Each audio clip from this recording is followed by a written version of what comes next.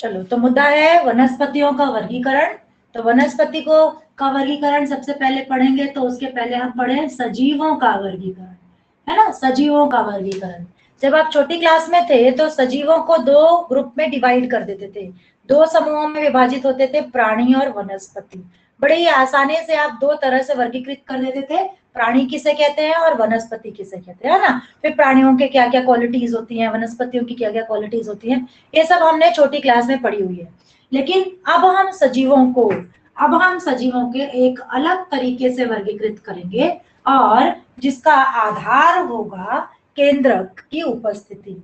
यानी कि सजीव का पहला आप अगर स्टेप देखें तो सबसे पहले हम लिखेंगे आदि केंद्र की सजीव, आदि केंद्र की, आदि केंद्र की सजीव, आदि केंद्र की सजीव। और फिर दृश्य केंद्र की ये सजीव, दृश्य केंद्र की। तो सजीवों को दो भागों में विभाजित, आदि केंद्र की और दृश्य केंद्र की। अंग्रेजी में इसे कहा जाता है प्रोकैरियोटिक, कैरियोटिक, प्रोकैरियोटिक। और दृश्य केंद्रिकी को कहा जाता है यूकैरियोटिक, यूकैरियोटिक। अब इसका मतलब समझ के लेते हैं कि आदि केंद्र की और दृश्य केंद्र की का मतलब क्या है। आदि केंद्र की मतलब इतने सूक्ष्म सजीव जिसमें केंद्रक दिखाई ना दे।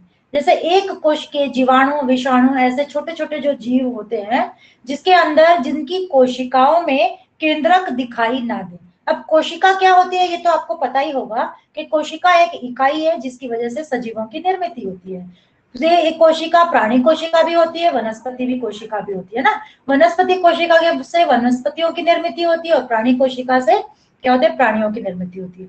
तो ऐसा ऐसा जीव जिसके पास कोशिका के अंदर, हर एक जीव के अंदर कोशिका होती है, तो ऐसा जीव जिसकी कोशिका के अंदर केंद्रक है ना, केंद्रक दिखाई ना दे। और दूसरा हिस्सा क्या है, ऐसा सजीव जिसकी कोशिका में केंद्रक दिखाई दे, दृश्य केंद्र की है, दृश्य केंद्र की है, यानी कि केंद्रक दिखाई देता है। तो सजीवों को मूलतः दो भागों में विभाजित किया जाता है, आदि केंद्र की और दृश्य केंद्र की। अभी आदि केंद्र की में आगे बढ़ेंगे तो एक हिस्सा आता है जिसे उस समूह को कहा जाता है मुनेरा समूह, मुनेरा समूह। इस समूह के जितने भी सजीव होते हैं, इस समूह के जितने भी सजीव होते हैं, उनकी कोशिका में केंद्रक दिखाई देता नहीं है। केंद्रक क्या होता है पता ही होगा आपको, हम लोगों ने डीएनए वाला चैप्टर पढ़ा कि नहीं पढ़ा पता नहीं, पढ़ेंगे। तो केंद्रक जो है यहाँ बीच में, इसके कोशिका के बीच में केंद्रक उपस्थित होता है।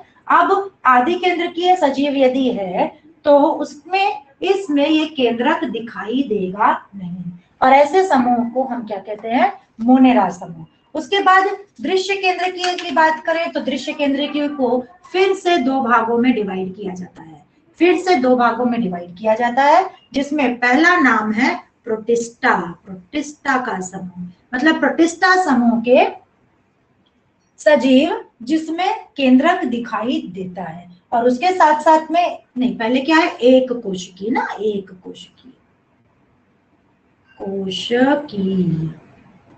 और दूसरा क्या है, बहुकोशिकीय, बहुकोशिकीय।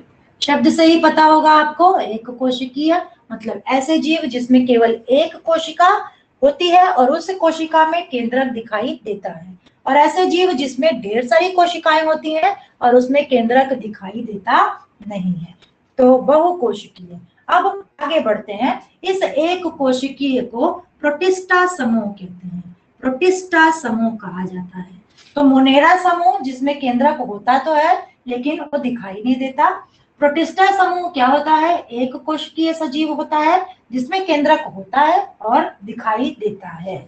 इसके बाद बहुकोशिकीय फिर से डिवाइड होता है दो भागों में, और बहुकोशिकीय में कोशिका भित्ति युक्त और कोशिका भित्ति विहीन। तो भित्ति युक्त और भित्ति विहीन, कोशिका भित्ति युक्त और कोशिका भित्ति विहीन, ये दो हिस्से पाए जाते हैं। और कोशिका भित्ति विहीन के अंतर्गत सारे प्राणियों का समावेश होता है। कोशिका भित्ति विहीन के अंतर्गत सारे प्राणी वर्ग का समावेश होता है और कोशिका भित्ति युक्त के अंतर्गत वनस्पति वर्ग का समावेश होता है। और वनस्पतियां जो होती हैं वो फिर से दो भागों में विभाजित होती हैं, जिसे हम क्या कहते हैं, स्वयंपोषी और परपोषी वनस्पतियां। स्वयंपोषी और परपोषी। वैसे मोस्ट ऑफ दी वनस्पतियां तो स्वयंपोषी होती हैं। क्यों स्वयंपोषी होती हैं? क्योंकि वो प्रकाश संश्लेषण की प्रक्रिया करती हैं, उनमें हरित लवक पाया जाता है, जिससे वो किसी के ऊपर डिपेंड नहीं होती हैं, स्वयंपोषी होती हैं। लेकिन फिर भी बहुत सारी वनस्पतियां ऐसी भी होती हैं जो किसी न किसी के ऊपर डिपेंड होती हैं और उसे हम परपोषी वनस्पतियां कहते हैं। तो ये था आपका चार्ट जो कि सजीवों के वर्गीकरण को दर्शाता है। सजीव जो है दो हिस्से में डिवाइड होते हैं, आदि केंद्र की और दृश्य केंद्र की। प्रोकैरियोटिक और यूकैरियोटिक। प्रोकैरियोटिक में मोनेरा समूह आता है। यूकैरियोटिक को फिर से दो भागों में डिवाइड करते हैं, एक कोशिकीय सजीव और बहुकोशिकीय सजीव। एक कोशिकीय के अंतर्गत प्रोटिस्टा समूह आ जाता है और बहुकोशिकीय के को फिर से डिवाइड होता है भित्ति युक्त और भित्ति विहीन। और भित्ति विहीन में सारे प्राणी आ जाते हैं और भित्ति युक्त में स्वयंपोषी और परपोषी वनस्पतियों का समावेश होता है। अब सजीवों का जो ये पूरा वर्गीकरण है, ये किसने किया था? ये किया था पंच जगत वर्गीकरण इसे कहा जाता है, और ये किया था रॉबर्ट विटाकर ने। रॉबर्ट विटाकर ने सजीवों का क्या किया? वर्गीकरण किया। कब किया? 1959 में। 1959 में रॉबर्ट विटाकर ने पंच जगत पद्धति का इस्तेमाल करके सजीवों का वर्गीकरण किया। पर हमारा मुद्दा क्या है? हमारा मुद्दा है वनस्पतियों का वर्गीकरण, है ना। तो हमको किस पर कॉन्सेंट्रेट करना है? मूलतः वनस्पतियों पर कॉन्सेंट्रेट करना है, क्योंकि हम पूरी तरीके से वनस्पतियों की स्टडी इस टॉपिक में करने वाले हैं। चलो आगे बढ़ते हैं, वनस्पतियों का वर्गीकरण करते हैं। वनस्पतियों का वर्गीकरण,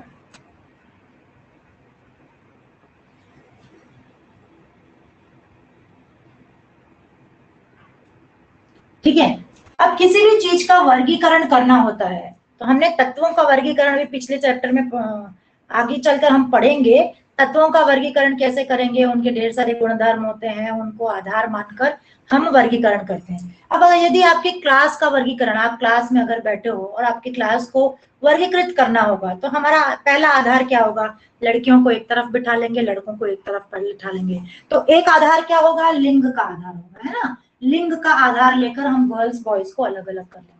दूसरा आधार ये भी हो सकता है कि 80% से अबो जो बच्चे पाते हैं, उनका अच्छे बच्चे जो होते हैं और कमजोर बच्चे जो होते हैं, उनका भी आधार लेकर हम आपकी क्लास का वर्गीकरण कर सकते हैं। मतलब परसेंटेज वाइज आप कितना, आपको नंबर मिलता है, आपके मार्क्स कैसे हैं, आपका IQ लेवल कैसा है, उस हिसाब से हम अच्छे बच्चे और कमजोर बच्चों में भी वो क्लास को डिवाइड कर सकते हैं, वर्गीकृत कर सकते हैं। इसी तरीके से बहुत सारे आधार होते हैं जिससे हम वर्गीकरण की पूरी तरीके से कंप्लीट कर सकते हैं। जैसे आपका कबर्ड है ना, आपका कपाट में ढेर सारे सामान पड़े हुए हैं। अब वो सामान में मोस्टली क्या होता है, घर में जितने सारे लोग होते हैं उन सबके कपड़े भरे हुए होते हैं। अब कपाट में ढेर सारे कॉलम्स हैं और उसमें हर कॉलम में कपड़े ठूसे पड़े हुए हैं, ठीक है ना। तो अगर आप क्या करोगे, अब आपको अपने ड्रेस निकालनी है तो क्या करोगे, आप उसमें से एक निकालोगे तो सारा का सारा गिर जाएगा, है ना, सबका गिर जाएगा। लेकिन अगर आप उस कॉलम को, उस कपाट को पूरी तरीके से वर्गीकृत कर दो, सिस्टमैटिक कर दो कि ये वाला कॉलम जो होगा पापा का होगा, ये वाला मम्मी का होगा, ये दीदी का होगा, ये मेरा होगा, इस तरीके से पूरा कॉलम अगर सिस्टमैटिक कर दो और जिसका कॉलम में उनकी ही चीजें रखो, तब क्या होगा, चीजें लेना आसान हो जाएगा, है ना। तो हमने यहाँ पर आधार क्या बनाया कि जिसके भी कपड़े होंगे उस कॉलम्स में पड़े रहेंगे। तो बिना आधार के वर्गीकरण करना संभव होता नहीं है। तो यहाँ पर भी वनस्पतियों का वर्गीकरण करने के लिए कुछ आधार देखे गए। कौन कौन से आधारों का इस्तेमाल किया गया कि कौन कौन से बेसिस को यूज करके वर्गीकरण किया जा सकेगा। तो सबसे पहला बेस था कि वनस्पतियों के अंग है या नहीं, अंग है या नहीं। आप कहोगे वनस्पतियों के तो अंग होते ही है, मतलब जड़, तना, पत्तियां, ये सब अंग तो पाए ही जाते हैं। लेकिन कुछ सूक्ष्म वनस्पतियां भी ऐसी होती हैं जिनके अंग नहीं होते हैं, जैसे शैवाल, कवक जैसे जो वनस्पतियां होती हैं, जो काई पाई जाती है पानी में, वो भी तो एक वनस्पति होती है ना।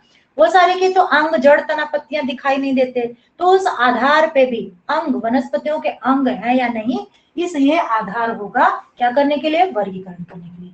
दूसरा दूसरा है कि उस संस्थान पाए जाते हैं या नहीं, संस्थान है ना, संस्थान पाए जाते हैं, संस्थान है या नहीं है। कुछ वनस्पतियों के पास जलवाहिनियां, रसवाहिनियां, ऐसे ढेर सारे संस्थान पाए जाते हैं, बड़ी बड़ी वनस्पतियों के पास ये संस्थान पाए जाते हैं। लेकिन सूक्ष्म वनस्पतियों के पास जब अंग ही नहीं है तो संस्थान कहाँ से होंगे, तो संस्थान है या नहीं, इस आधार पर भी वर्गीकरण किया जा सकता है। तीसरा है क्या, बीज धारण करने की क्षमता, बीज धारण करने की क्षमता, कि को वनस्पतियां बीज धारण कर सकती हैं या नहीं कर सकती हैं।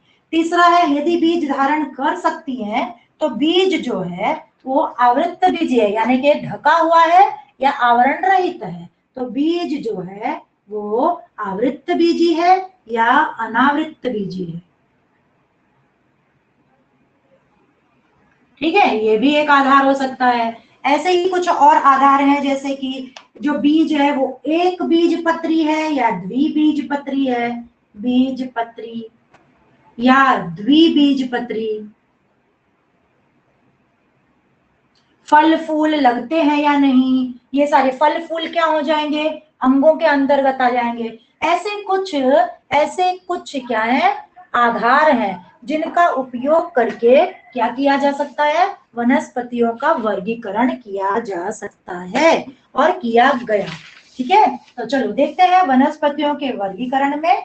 सबसे पहले अबीजपत्री वनस्पतियां कौन सी होती हैं। अबीजपत्री मतलब समझ जाओ कि उसके अंदर बीज उत्पन्न होने वाला नहीं है। तो सबसे पहला हिस्सा कौन सा है, अबीजपत्री। अबीजपत्री वनस्पतियां जो होती हैं वो कैसी होती हैं, जिसका पहला विभाग, विभाग नंबर 1, जिसे कहा जाता है थैलोफाइटा, थैलोफाइटा। तो अबीजपत्री का पहला सेक्शन क्या है, थैलोफाइटा।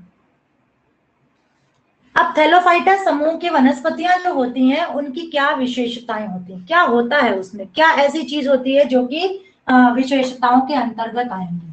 तो विशेषताओं को अगर समझना होगा तो सबसे पहले ये जो है वो पानी में पाई जाती है, पानी में पाई जाती है, ठीक है ना, पानी में पाई जाने वाली वनस्पतियां, ठीक है, जो कि शैवाल, कवक के स्वरूप में होती हैं। इनके विशेष अंग नहीं होते हैं, विशेष अंग नहीं होते हैं, अंग होते ही नहीं है।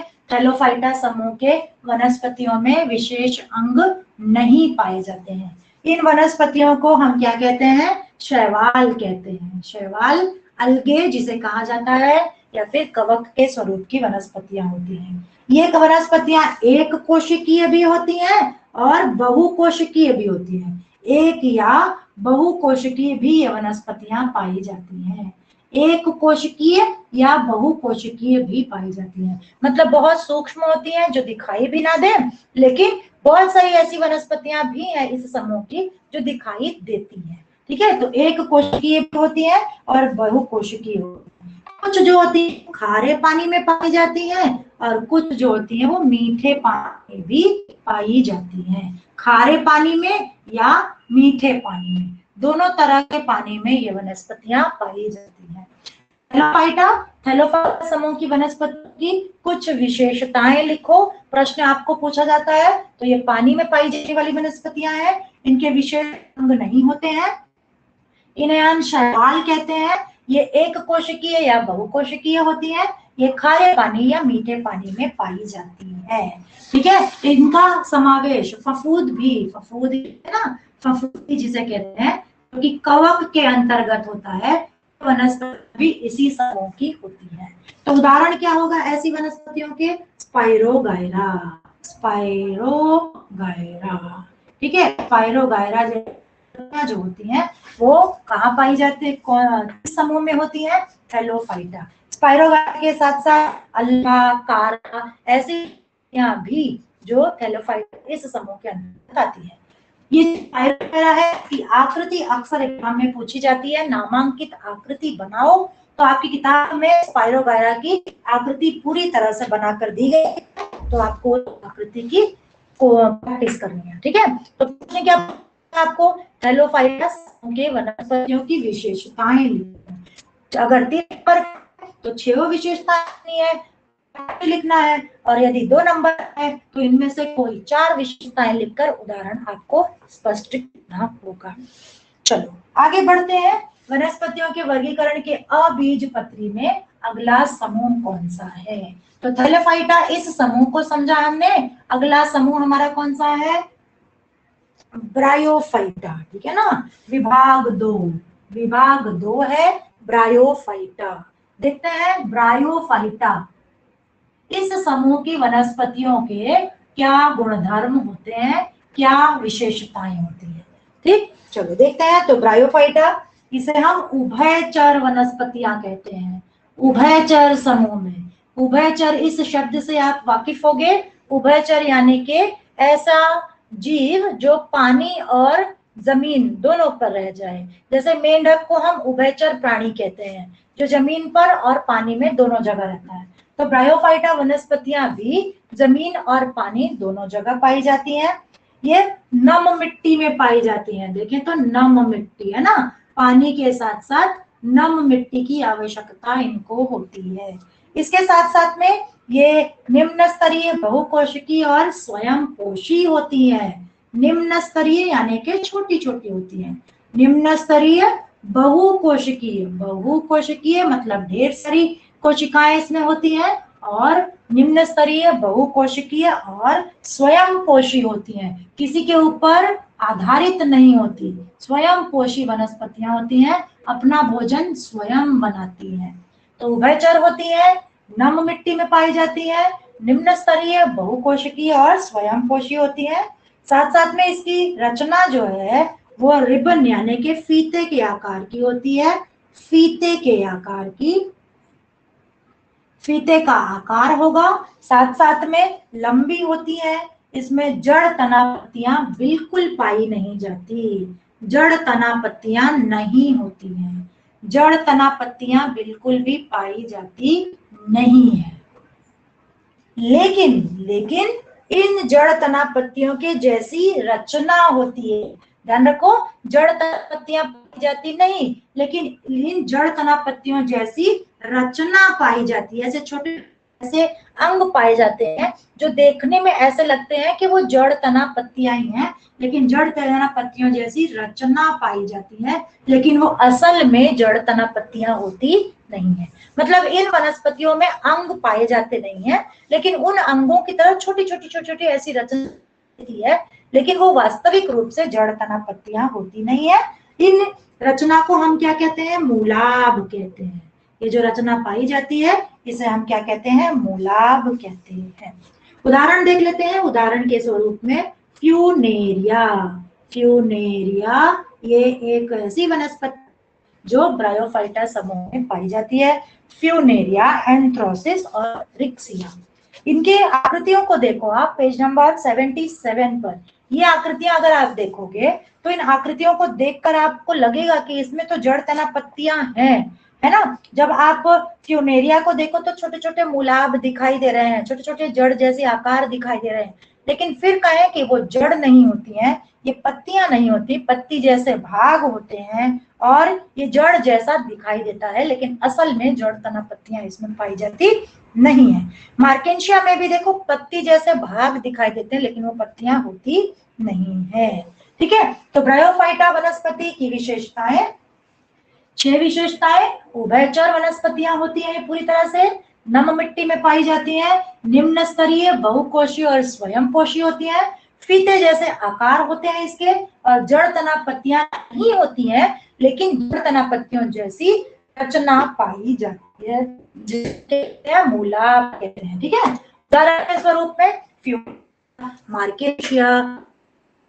एंथ्रासिरॉस ऐसी वनस्पतियां जो कि कही जाती हैं ब्रायोफाइटा की उदाहरण।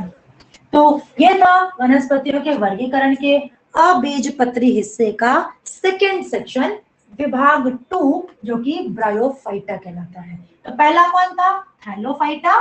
दूसरा कौन है? ब्रायोफाइटा। चलो, और ये थैलोफाइटा और ब्रायोफाइटा किस समूह के अंतर्गत आ रहे हैं? अबीजपत्री, यानी कि बीज इसमें पाया जाता नहीं है। चलो, विभाग नंबर 3 देखते हैं, जो है टेरिडोफाइटा। टेरिडोफाइटा, टेरिडोफाइटा समूह की वनस्पतियों की विशेषताएं समझ कर लेते हैं कि टेरिडोफाइटा वनस्पतियां कैसी होती हैं। तो पेज नंबर 77 पे आपको दिखाई दे रहा होगा ढेर सारे टेरिडोफाइटा वनस्पतियों के उदाहरण, यानी कि सिलेजिनेला, लाइकोपोडियम, ऐसी कुछ वनस्पतियां दिखाई दे रही हैं। तो टेरिडोफाइटा में जड़ तना पत्तियां स्पष्ट दिखाई देती हैं, मतलब ये अंग उनमें पाए जाते हैं। जड़ तना पत्तियों जैसे अंग पाए जाते हैं, जड़ तना पत्तियां स्पष्ट रूप से पाई जाती हैं। ठीक है, उसके बाद आप देखोगे कि इनमें फूल और फल नहीं होते हैं, फूल और फल पाए जाते नहीं है। फूल व फल, क्योंकि अबीजपत्री है ना, तो फूल और फल बिल्कुल भी नहीं पाए जाएंगे, फूल और फल नहीं पाए जाते हैं। इसके बाद अन्य पदार्थों का संवहन के लिए स्वतंत्र ऊतक होते हैं इसमें। पदार्थों के संवहन के लिए, मतलब एक स्थान से दूसरे स्थान पर जब पदार्थ, कौन से पदार्थ जाएंगे? पोषक तत्व जाएंगे, पानी जाएगा, तो पदार्थों के संवहन के लिए ऊतक पाया जाता है। संवहन के लिए स्वतंत्र ऊतक, मतलब स्पेशल ऊतक पाया जाता है।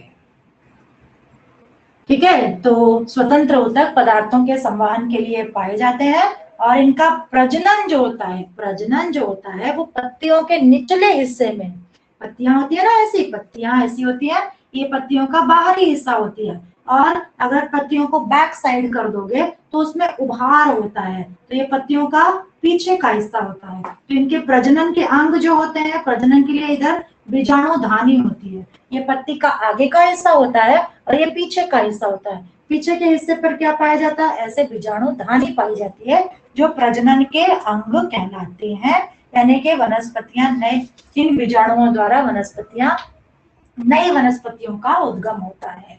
ठीक है ना, तो प्रजनन के लिए स्पेशल प्रजनन कहाँ से होता है? पत्तियों के पीछे, पत्तियों के पीछे क्या पाया जाता है? बीजाणुधानी पाई जाती है, बीजाणुधानी पाई जाती है, जिससे प्रजनन होता है। ठीक है, तो टेरिडोफाइटा वनस्पतियों के प्रजनन के लिए पत्तियों के पीछे बीजाणुधानी पाई जाती है। साथ साथ में इसका प्रजनन जो है वो लैंगिक प्रजनन होता है, लैंगिक प्रजनन। ठीक है, लैंगिक प्रजनन के कौन सा प्रकार होता है? यहाँ पर लैंगिक प्रजनन होता है। उदाहरण देख लो, उदाहरण है यहाँ पर Nephrolepis, Marsilea Pteris, Adiantum, Equisetum, Selaginella, Lycopodium, ऐसी जो वनस्पतियां हैं इन्हें हम अलैंगिक प्रजनन होता है, इन्हें हम क्या कहते हैं? टेरिडोफाइटा वनस्पतियों के कहते हैं। तो टेरिडोफाइटा की वनस्पतियों की विशेषताएं लिखनी है आपको, और उसके उदाहरण लिखने हैं। आकृतियां कुछ इस तरीके की बनाई जा सकती हैं, जो आपकी किताब में पूरी तरीके से दी गई है। तो अबीजपत्री 3 हिस्सों में बटे हुए हैं, थैलोफाइटा, ब्रायोफाइटा और टेरिडोफाइटा। एकदम आसान से प्रश्न पूछे जाते हैं, इनकी विशेषताओं के प्रश्न पूछे जाते हैं। तो ये थे आपके क्या?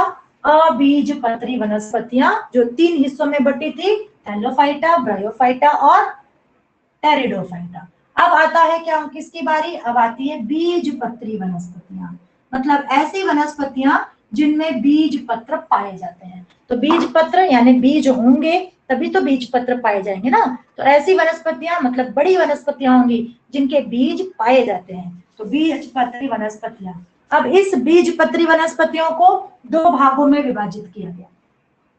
कौन सा? सबसे पहला हिस्सा है आवृत्त बीजी। चलो, आवृत्त बीजी पहला हम देखते हैं, आवृत्त बीजी। ठीक है। आवृत्त बीजी मतलब ऐसी वनस्पतियां जिनके बीज में आवरण पाए जाते हैं, मतलब बीज ढका हुआ होता है, आवरण युक्त जो बीज होता है उसे हम आवृत्त बीजी वनस्पतियां कहते हैं। ठीक है, तो आवृत्त बीजी वनस्पतियां हम नीचे पहले आवृत्त नहीं पहले अनावृत्त कर लेते हैं, आवृत्त बीजी सेकंड करते हैं। ठीक है, अनावृत्त बीजी, अनावृत्त बीजी, अनावृत्त बीजी जैसे मैंने बोला ना, आवृत्त बीजी में ढके हुए होते हैं बीज, जो है बीज के पत्र ढके हुए होते हैं, लेकिन अनावृत्त बीजी में बीज के पत्र जो है खुले होते हैं, उनके ऊपर आवरण होता नहीं है। तो ऐसी वनस्पतियां जो होती हैं वो अक्सर मतलब सदा रहित होती हैं, हमेशा वो हरी भरी होती है, सदा रहित कह सकते हैं हम कि हमेशा वो हरी भरी होती है। दूसरे गुणधर्म में आप इसका लिख सकते हो कि ये वनस्पतियां जो है वो चक्रीय मुकुट का निर्माण करती हैं। चक्रीय मुकुट मतलब क्या? चक्रीय मुकुट, ठीक है, चक्रीय मुकुट यानी कि जैसे हम लोगों ने नारियल का पेड़ देखा हुआ है, उसके सारे पत्ते कहाँ होते हैं? ऊपर होते हैं। खजूर का पेड़ हमने देखा हुआ है, खजूर के पेड़ के सारे पत्ते ऊपर पाए जाते हैं, तो ऊपर वो एक चक्र का आकार बनाती हैं, उसे हम कहते हैं, और नीचे तना उनका सीधा साधा होता है। तो ऐसी वनस्पतियों को हम किसके अंतर्गत डाल सकते हैं? अनावृत्त बीजी के अंतर्गत डालते हैं।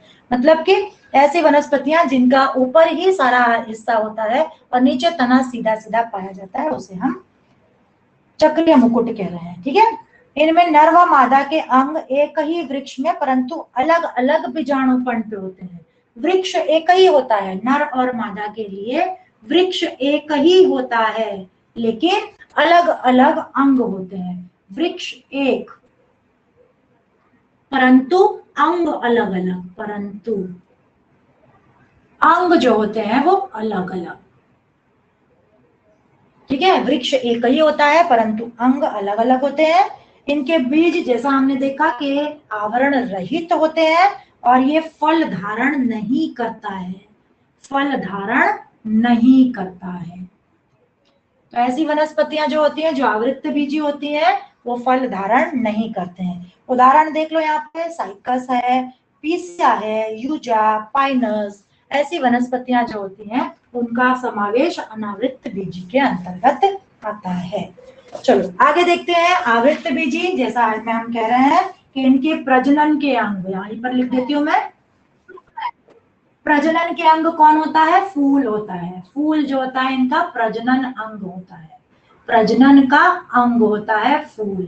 ठीक है ना, उसके बाद इसके फूलों का रूपांतरण फल में होता है और फल में बीज पाया जाता है, फल में बीज पाया जाता है।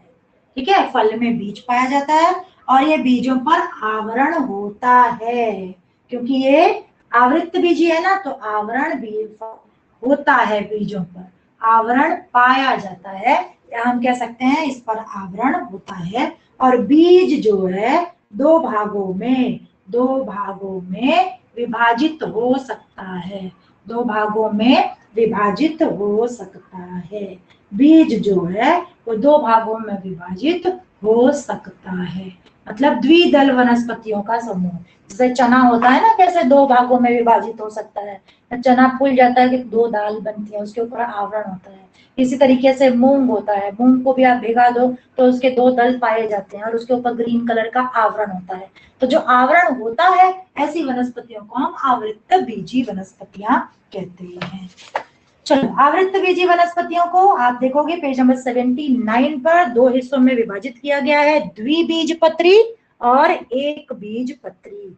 मोस्ट इंपॉर्टेंट अंतर स्पष्ट करो के लिए पूछा जाता है, द्विबीजपत्री वनस्पतियां और एक बीजपत्री वनस्पतियों में अंतर स्पष्ट करो।